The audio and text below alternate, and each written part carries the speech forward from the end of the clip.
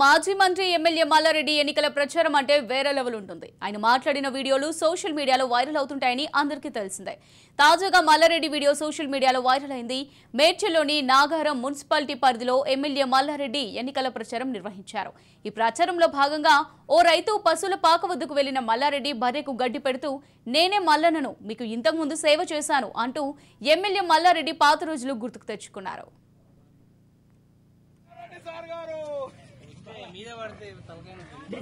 నేనే మల్లన్నను సేవ చేసింది